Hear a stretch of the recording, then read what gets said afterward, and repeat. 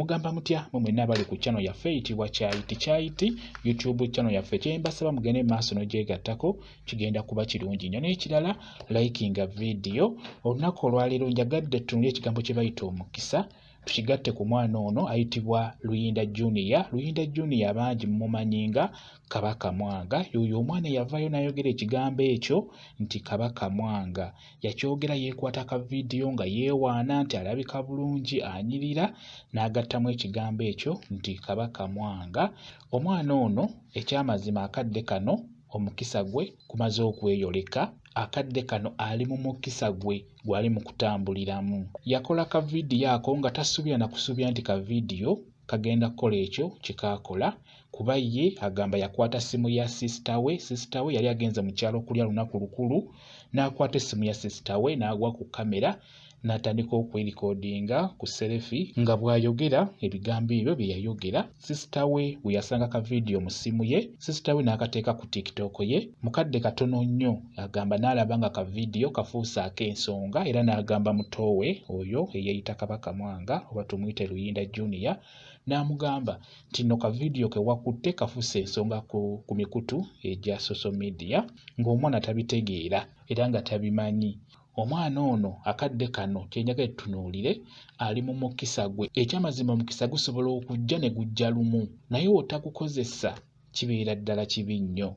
N'olwekyo omwana ono mwaba muliko mutunuulire nnyo ebyo ebigenda omutwala mu maaso ebigenda omuyamba obulamu bwe. Yuyo yalaze nti akyasoma yabadde mu P6 omwaka oguwedde, guno omwaka agenze mu P7, guno 2023 agenze mu P7. Omwana akyasoma ate era yalaze nti okusoma akyakwagala era kye kimu kye yasabye kyayagala babeere nga bamuyambako. Naye batandise omukyaza ku TV ez'enjawulo era ekintu ekyo gwe yeeyita manejja we nammwe aba famire ye mubeere nga mumutunuulira nnyo. Abo bamukyaza abo kyandibadde kikulu nnyo babeeko n'ekyo kye bamuteera mu nsawo ye baleme kubeera nga bamuggyako interview nga talina kyafunyeemu. Kuba ekyamazima bannayuganda bazibu bakutijjisa naye ate bakutta mangu. Mubalabyeko bangi bazze nga babatijjisa ne babakozesa obulango ne babaggyako interview. Ekyamazima omuntu oyo akadde kano ng'omunoonya nga tokyamulaba. Kati n'olwekyo mwe abavunaanyizibwa ku mwana oyo eyeeyita Kabaka Mwanga mufube okulaba nga mukozesa omukisa gwe afunemu akadde kano ke bamwetaagako. Buli amwetaaga buli ayagala okumuggyako interview abeeko n'ako kamuteera mu nsawo. Ekyamazima eddoboozi lye abeere nga alifunamu kuba tulaba aba TV batandise omuggyako interview batandise omukyaza. Aba TV aba radio aba YouTube abo batandise omukyaza. Kati n'olwekyo mmwe abavunaanyizibwa ku mwana ono gwe yeeyita manejja we nammwe aba famire mufube okulaba ng'omwana oyo mumuyamba asobole okufuna mu ebyo bye bamwetaazaako akadde kano.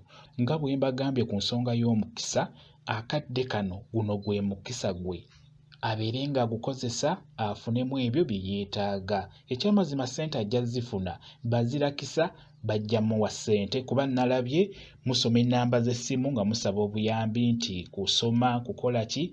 Abantu abo babeeko kye bamuteera mu nsawo nga tebannaba kumuggyako interview kimuyambe kuba mwana muto alina bingi bye yeetaaga.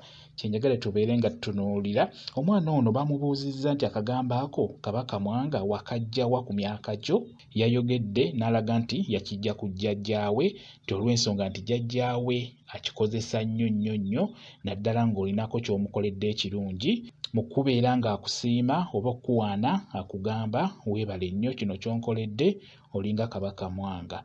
N'olwekyo n'omwana naye n'akiyingiza mu bwongo bwe kye bamulaba nga yakikozesa mu kavidiyo ako akafuuse ensonga ku social media ku mikutu egy'enjawulo n'okutuuka okubeera nga baagala okukyaza omwana oyo ku TV ne ku radio just kumubuuzako kokka kye kimukyaza. Bangi babadde beebuuza nti omwana ono akagambo yakajjawo ako koogera yakajja ku jjajjaawe ekigambo akikozesa nnyo ng'akyogera. N'olwekyo n'omwana ono naye yakijja ku jjajjaawe. Mwebale kubeera ku channel yaffe eyitibwa Kyayiti YouTube channel yaffe kyembasaba mugende mu maaso n'ogyegattako kigenda kuba kirungi nnyo. N'ekirala likinga video mbeere bulungi mweraba.